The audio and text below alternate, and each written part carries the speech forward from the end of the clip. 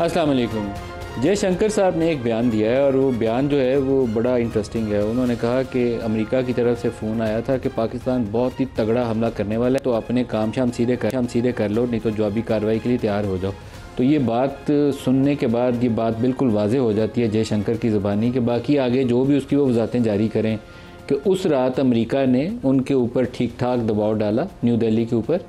और उन्होंने वो जो राहुल गांधी बार बार कहते हैं ना कि वहाँ से ट्रंप का फ़ोन आया, उन्होंने कहा नरिंदर सरेंडर, तो फिर नरिंदर ने सरेंडर वाकई किया। इसके ऊपर एक अमेरिकी सहाफ़ी CNN के निक रॉबर्टसन, वो आज से कुछ हफ्ते पहले काफ़ी तफसील से अपने अंदाज में एक बयान एक ख़बर के तौर पर CNN पे जारी कर चुके हैं। पाकिस्तान ने 10 जगहों पर अटैक किया और इंडिया को बैकफुट पे डाल दिया। आज जयशंकर का बयान साथ इसके मिला के सुन लें तो ये बात तय हो जाती है कि उस रात एक्चुअल में डेवलपमेंट क्या हुई थी।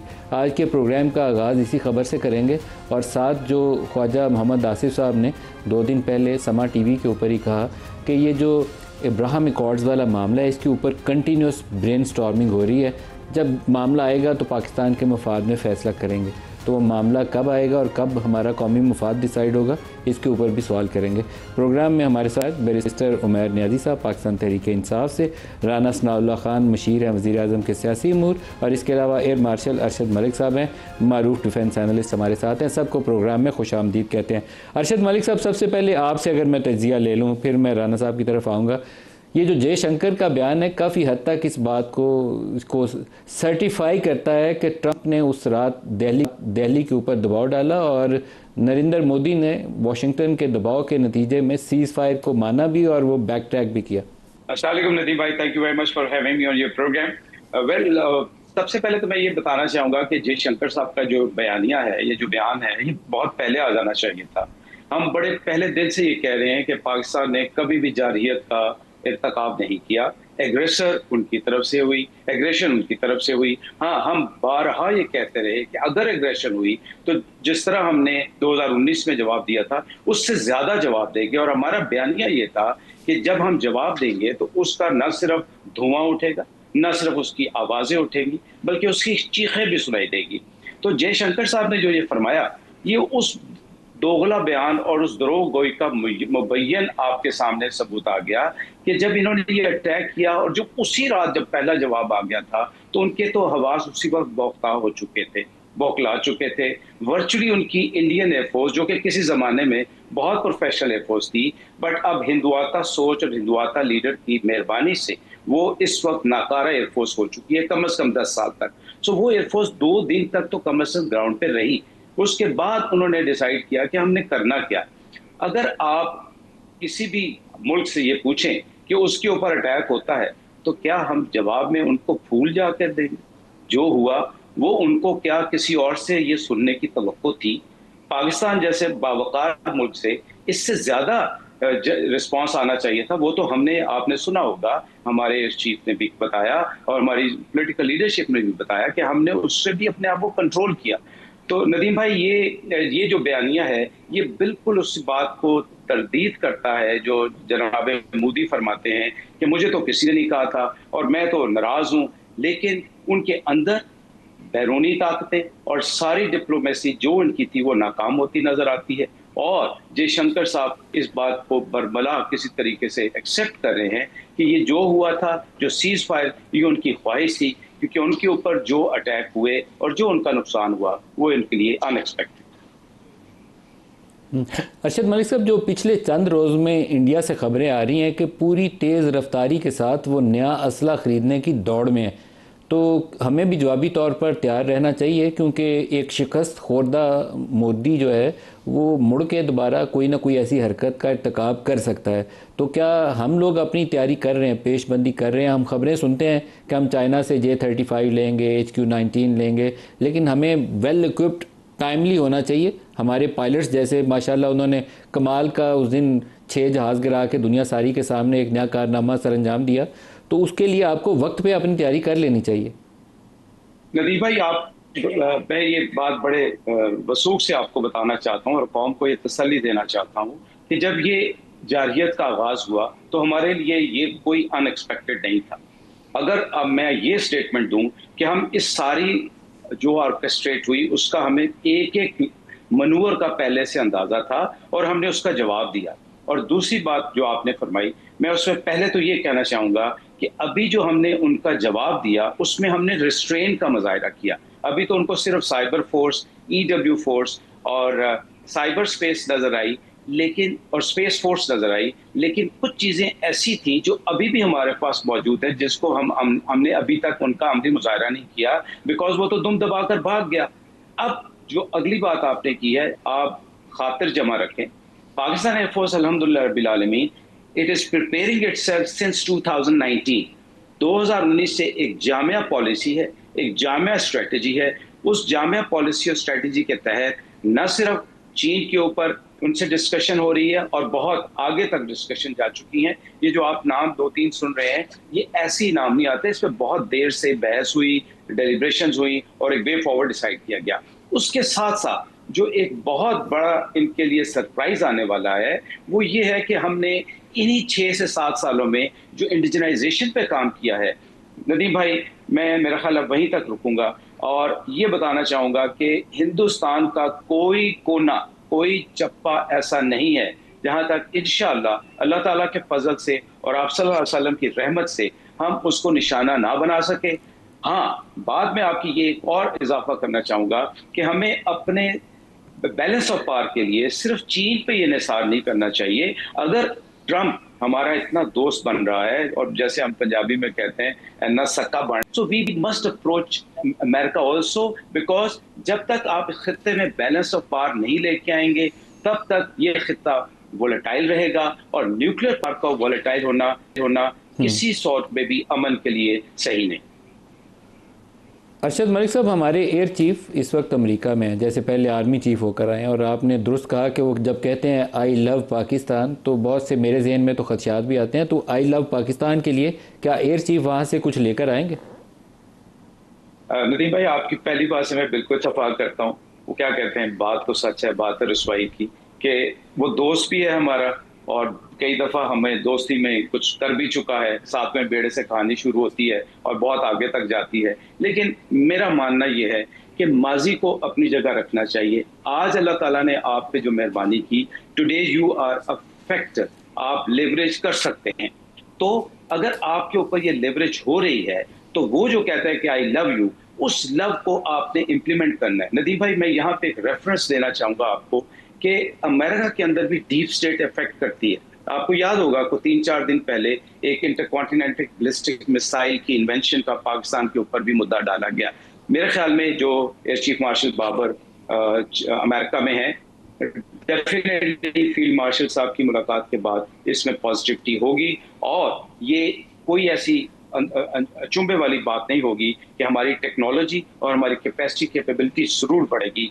ये मैं इसलिए भी कह रहा हूँ, अगर आप फील्ड मार्शल साहब का बयान सुने तो उन्होंने कहा था कि चंद दिनों में दुनिया के लिए 2-3 सरप्राइजेस आएंगे, जिसमें हमारी पहली ख्वाहिश अमन, टेररिस्ट का खात्मा, इंडस वाटर ट्रीटी और चौथा हमारी कैपेबिलिटी और कैपेसिटी इन्हेंसमेंट। तो मुझे अल्लाह से बड़ी उम्मीद है कि एयर चीफ और फील्ड मार्शल के दौरों के बाद जब हम इसके साथ डिप्लोमेटिक मनूवर भी करेंगे तो इंशाल्लाह हमारे लिए खुश आइन खबरें आएंगी।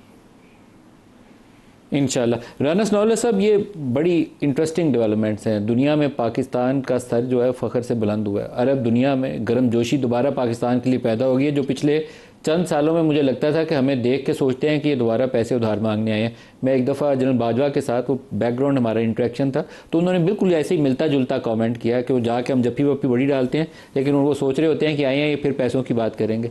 तो आई थिंक इस ये जो 4-5 रोज़ गुजरे हैं मई के, इन्होंने आपका पूरी दुनिया में एक नया नक्शा बना दिया। आपका एक पावरफुल कंट्री के तौर पर आपकी री इमर्जेंस हुई है।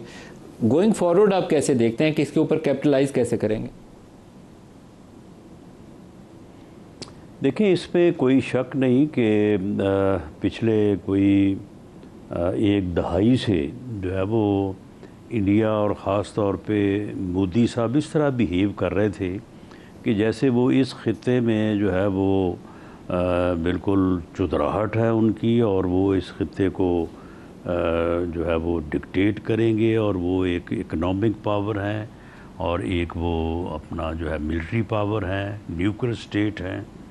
और अब तो ये था कि वो अक़वाम मुत्तहिदा में जो है वो ख्वाहिश कर रहे थे कि उनको एक सुपर पावर के तौर पे जो है वो माना जाए और उन्हें राइट ऑफ वीटो का इख्तियार जो है वो दिया जाए।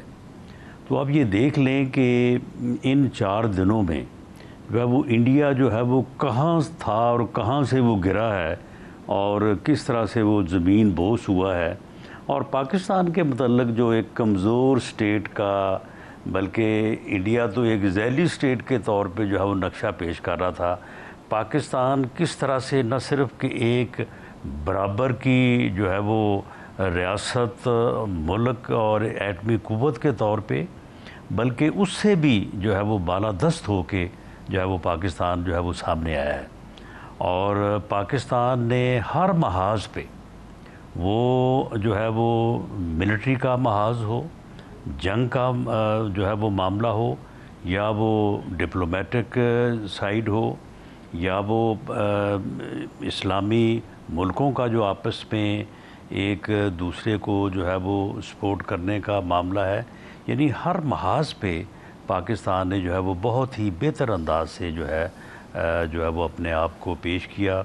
और अल्लाह ताला ने, राना साहब, इस बात का कितना ख़तरा मौजूद है कि आप भारत की तरफ से दोबारा किसी जारहियत को देखें पाकिस्तानी बॉर्डर्स के ऊपर, क्योंकि वहाँ से जो बयानात आ रहे हैं ये एक एक्सट्रीमिस्ट माइंडसेट है जो इस वक्त हुकूमत कर रहा है भारत के अंदर। अटल बिहारी वाजपेयी का ताल्लुक भी बीजेपी से था, लेकिन वो एक डिफरेंट पर्सन था। वो जब इधर लास्ट टाइम भी उन्होंने विजिट हुआ था तो उन लोगों से वो वाइब्स नहीं थी मिलती जो नरेंद्र मोदी से मिलती हैं। ये तो जैसे वो टीटीपी टाइप लोग होते हैं ना, उस टाइप की से वाइब्स आती हैं। तो अगर वो दोबारा ऐसी किसी जारहियत का इर्तिकाब करता है तो उसके लिए क्या हुकूमत तैयार है? देखिए, इसकी 2 साइड्स हैं।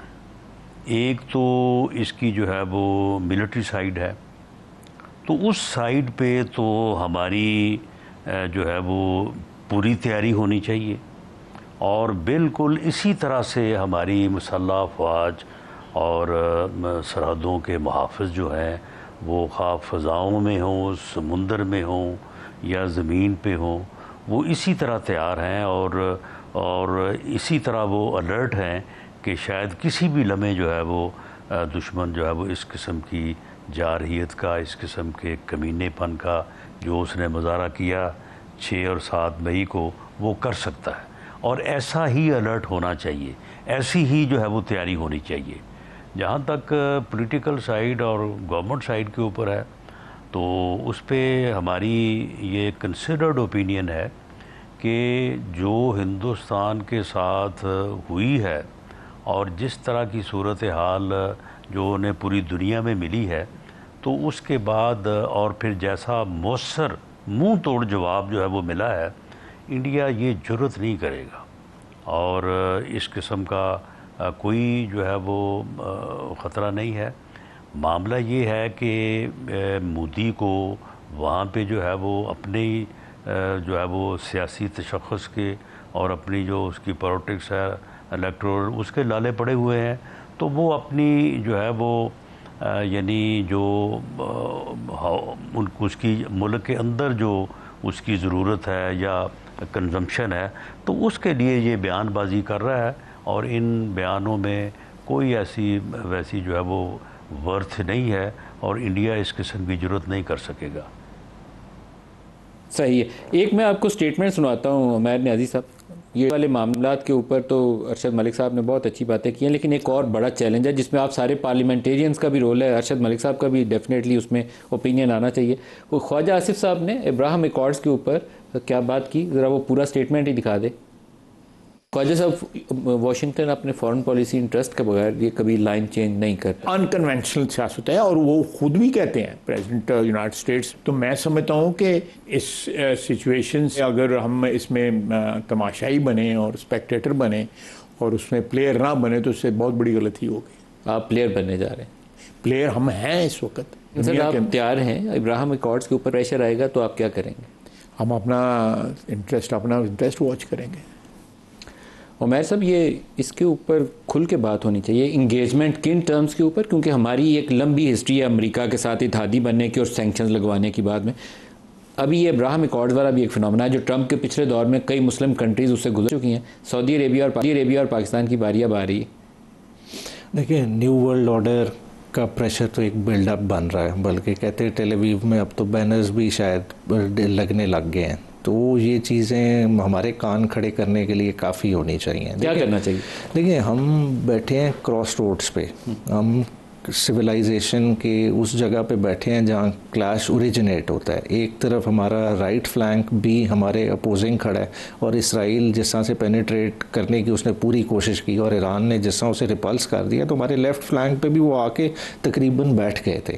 तो हमें बहुत सोच समझ के चलना पड़ेगा, क्योंकि देखें हर अगर फतह भी होती क्या करें, मैं बिल्कुल देखिए अगर वे आउट बताएं ना, जिस पे फतह भी अगर मिली है इंडिया के साथ तो उसके साथ रिस्पॉन्सिबिलिटी भी ज़्यादा बढ़ गई है। आपने किया कि मुस्लिम उम्मा की बात की, देखिए अगर सऊदी अरेबिया की आवाम से आपको रिस्पांस मिला है, अगर टर्की की स्ट्रीट्स में सेलिब्रेशन हुई है, तो क्यों हुई है? क्योंकि वो आपको एज अ मुस्लिम रीजन का एक मेन प्लेयर देखते हैं। अगर आप इंडोनेशिया बहुत खुश हुआ है, अजरबैजान खुश हुआ है, टर्की और सऊदी अरेबिया में बहुत सेलिब्रेशन, और उनकी हुकूमतों ने नहीं, उनकी आवाम ने मनाई है। तो जब इस तरह का सेंटिमेंट उनकी आवाम में हो तो फिर आप स्टैंड अलोन बेसिस पे फैसला नहीं कर सकते। अगर सऊदी अरेबिया कर ले फिर क्या करें? देखिए, सऊदी अरेबिया कर ले तो वो सऊदी अरेबिया की अपनी पॉलिटिक्स है। पाकिस्तान अगर अपने आप को लिंक करता है, चाहिए या नहीं करना चाहिए? हमें 100% उनके साथ अपने आप को नहीं लिंक करना चाहिए। क्या हमें अब्राहम अकॉर्ड्स का हिस्सा बनना चाहिए या नहीं बनना चाहिए? हमें नहीं बनना चाहिए, नहीं बनना चाहिए, वाज़ेह पॉलिसी बिल्कुल हमारी वाज़ेह होनी चाहिए। क्योंकि देखें पाकिस्तान, देखें प्रेशर्स जितने भी हों, देखें पाकिस्तान आज भी अगर डिफेंस के लिहाज से देखें, पाकिस्तान ने अपनी मदद आपके तहत या चाइना की मदद से की है। देखें F-16 तो वही तैयारे हैं जिनकी मेंटेनेंस भी आज भी US की जिम्मेदारी है। प्रेस्लर अमेंडमेंट्स के ज़रिए सैंक्शंस लग जाएं, जो प्रॉब्लम्स आ जाएं, आप तो अपने जहाज़ को भी नहीं सही तरह से चला सकते कि उनके कोड्स भी अमेरिका के पास हैं। टेक्नोलॉजी ट्रांसफ़र वो आपको करना नहीं चाहते। जब इस तरह की सूरत हाल हो, आपको समझ आ जानी चाहिए कि आपका असल इंटरेस्ट कहाँ लगता है। देखिए, रीजनली हम स्ट्रॉन्ग नहीं होंगे, हमारे रीजनल ट्रेड बैरियर्स नहीं उठेंगे, हम नहीं सर्वाइव कर सकते। अरशद मलिक साहब, इसके ऊपर आपसे राय चाहता हूँ। ये बड़ा थॉर्नी इशू है और लगता यह है कि सऊदी अरेबिया और पाकिस्तान को इस मामले में क्लब करके दबाव में डाला जाएगा और वो जो मोहब्बतें हो रही हैं बड़ी पाकिस्तान में, कहीं पीछे उसके हो सकता है कि बिगर पिक्चर में ये चीज़ भी सामने आ जाए। नदीम भाई, मैं आपकी इजाज़त से, ऑल्दो ये मेरा डिपार्टमेंट नहीं है, आपके पास बड़े अच्छे लोग बैठे हैं जो आपको कमेंट करेंगे, लेकिन एज एन इंडिपेंडेंट मेरी ओपिनियन ये है। इसकी थोड़ी सी बैकग्राउंड देखें। आज या कल में आपने वो क्वाड अनाउंसमेंट भी देखी होगी जिसमें ऑस्ट्रेलिया, जापान, अमेरिका और इंडिया ने एक स्टेटमेंट दी है और ढके छुपे लफ्जों में बड़ी, जो हमारे लिए लम्हा फिक्री है। दूसरी तरफ अगर आपने एक और स्टेटमेंट पढ़ी हो जिसमें SCO में इंडिया ने किसी तौर पे भी इजराइल को कंडेम नहीं किया, और वो जो स्टेटमेंट निकली है जिसमें सबने इसराइल को कंडेम किया, उसमें उन्होंने कहा कि जी इस डिस्कशन का हम पार्ट नहीं। नदीम भाई, जहां तक मेरी जाती राय है, हम इब्राहिम अकॉर्ड का हिस्सा उस सूरत बिल्कुल नहीं बन सकते जहां पे हमें इसराइल को तस्लीम करना होगा।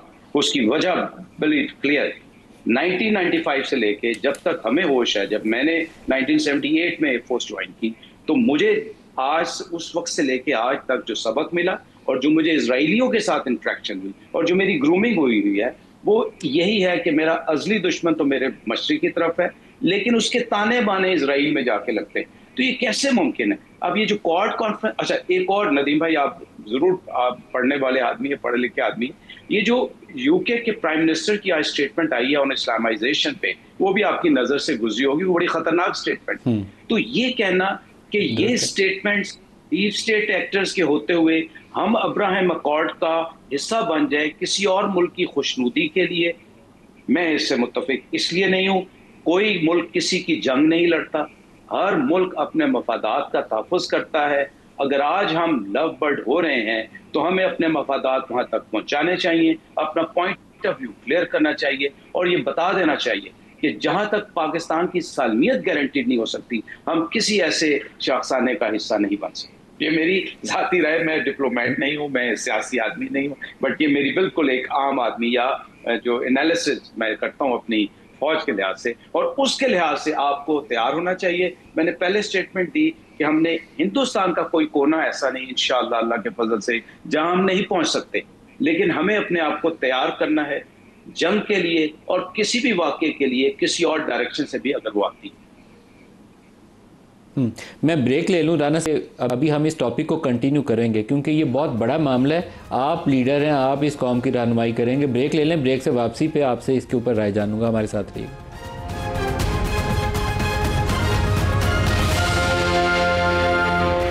प्रोग्राम में दोबारा खुश आमदीद कहते हैं। राना सनाउल्लाह साहब, ये जो मामला इब्राहिम एकॉर्ड्स का है, इसके ऊपर आपकी क्या राय है, कैसे आगे बढ़ना चाहिए?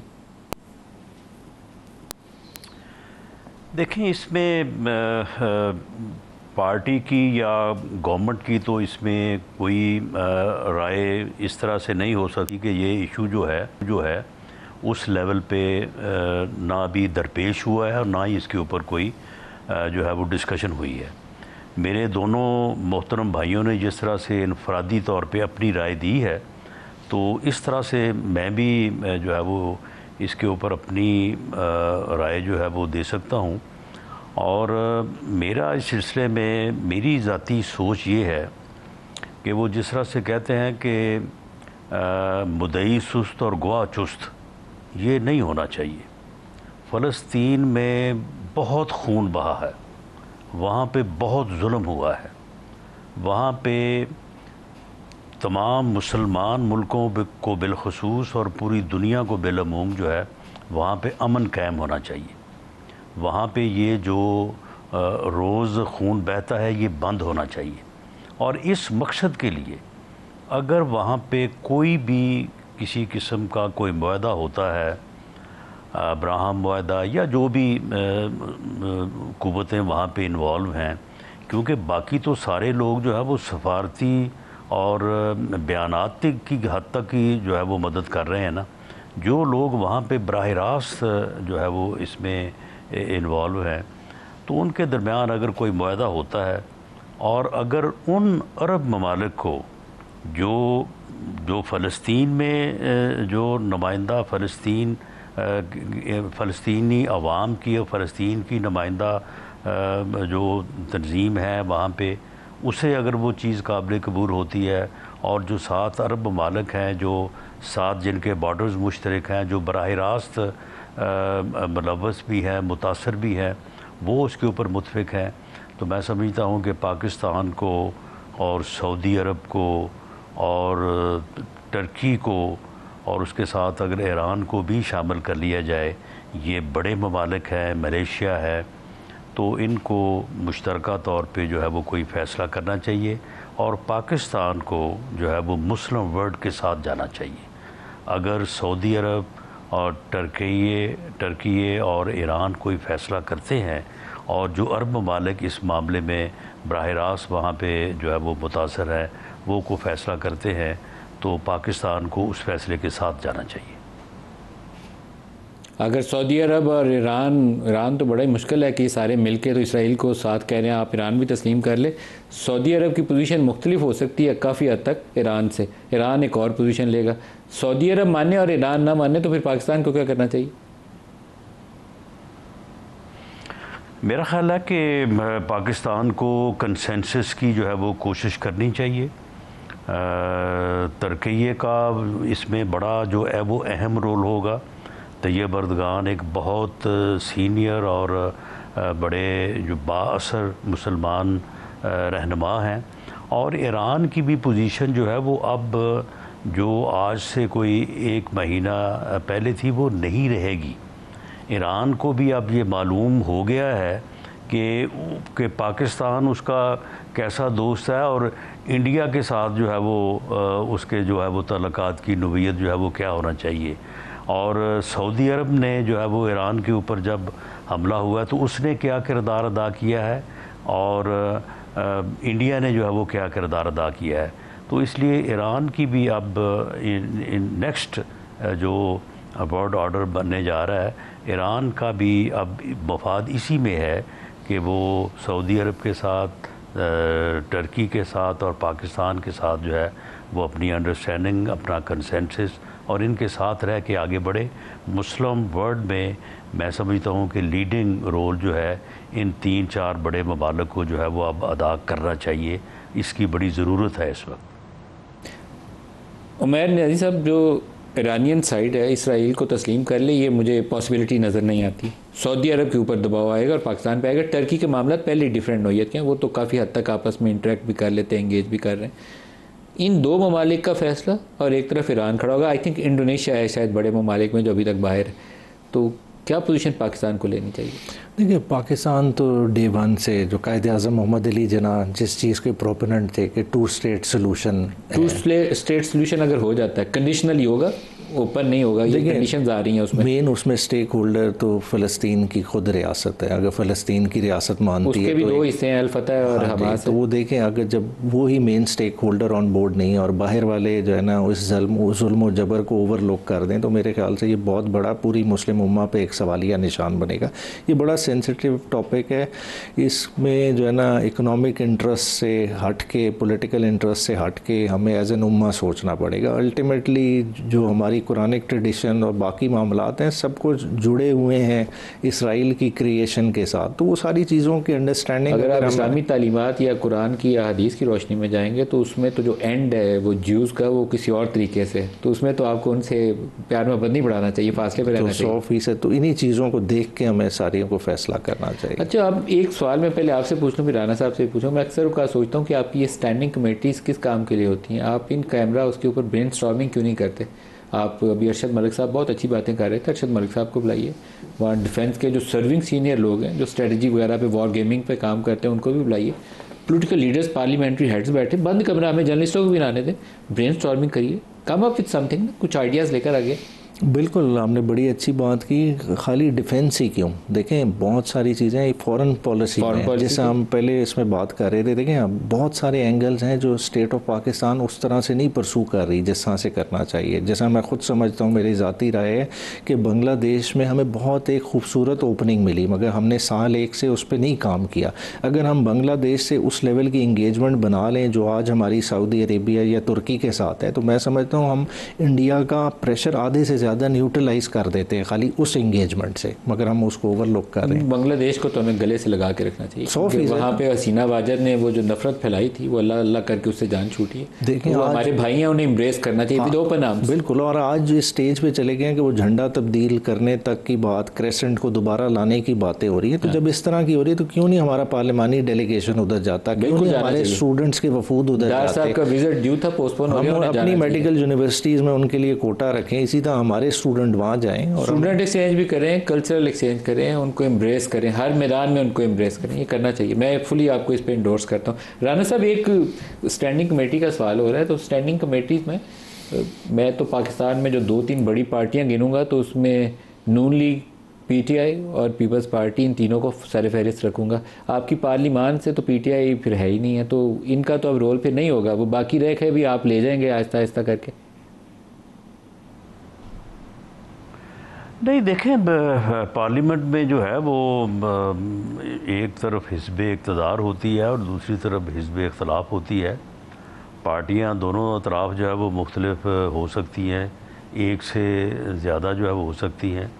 और जो स्टैंडिंग कमेटीज़ होती हैं उनमें जो है वो पार्टियों की बुनियाद पे नहीं, हिस्ब इख्तलाफ की और हिस्ब इक़्तिदार की स्ट्रेंथ की बुनियाद पर पीटीआई है कहाँ पर अब? होती है।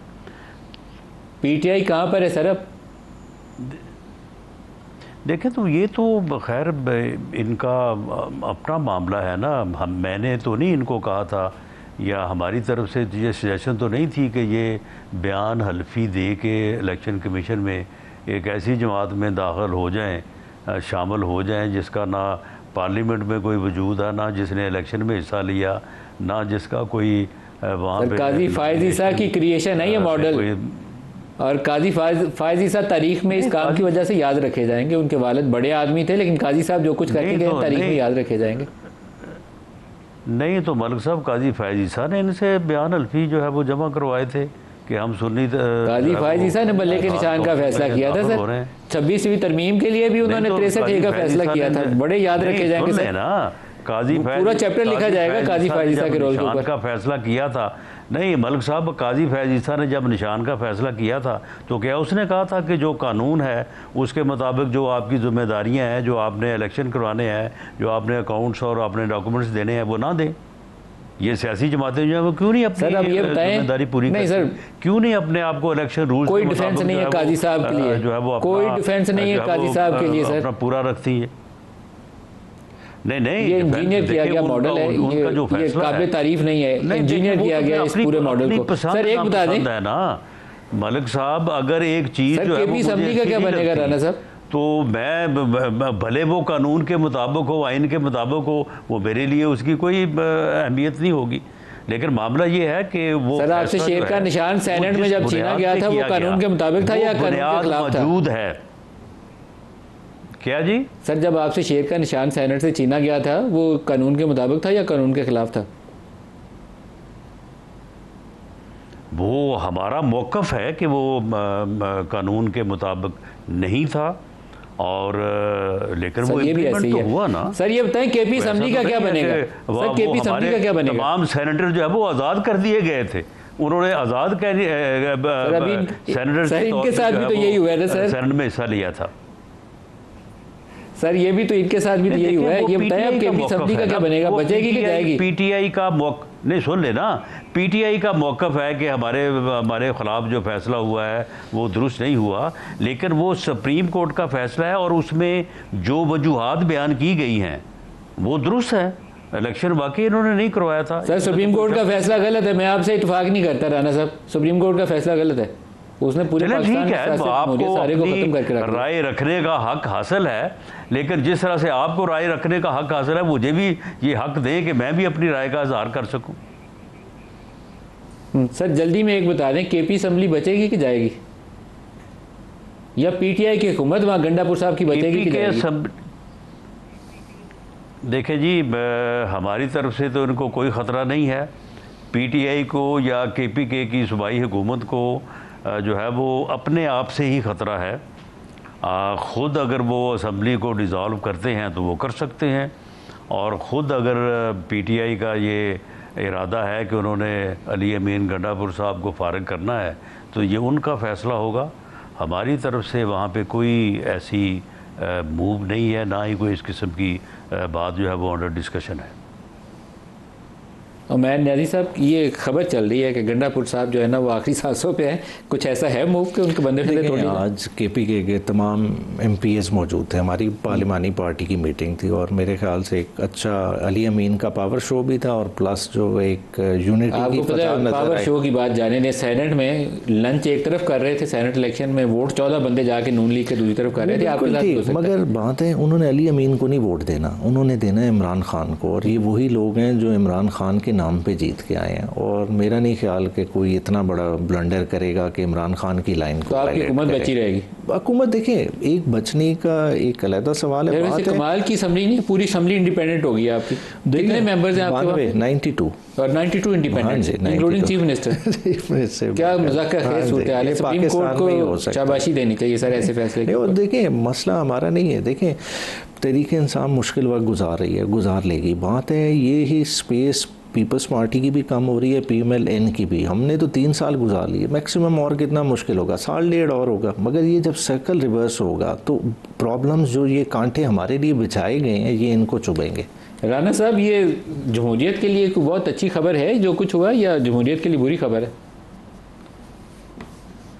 नहीं, जमहूरियत के लिए जो है वो बुरी खबर ये है कि पाकिस्तान में जो है वो लोग जमहूरियत में होते हुए, जमहूरी सियासत में होते हुए, पार्लिमानी डेमोक्रेसी का हिस्सा होते हुए जो है वो सियासत करने से इनकारी हैं। वो ना किसी के साथ बैठने को तैयार है, ना वो किसी को बैठाने को तैयार है, ना वो किसी के साथ डायलॉग करने को तैयार है। और जमहूरियत जो है वो तो डायलॉग से आगे बढ़ती है, डेडलॉग से तो नहीं आगे बढ़ती। तो जिन लोगों ने 2011 के जलसे से जब से उनको कोई अहमियत मिली है, आज 2025-14 साल हो गए हैं, जिन लोगों ने डेडलॉक के ज़रिए से जमहूरियत को चलाने की कोशिश की है तो ये जिम्मेदारी उनके ऊपर है। और डेडलॉक से तो जमहूरियत नहीं चलती, उसमें तो फिर इस किस्म के झटके। बैरिस्टर मार्शल अरशद मलिक साहब, आप सबका बहुत शुक्रिया। आज के लिए इतना ही, इजाज़त दीजिए। अल्लाह हाफ़िज़।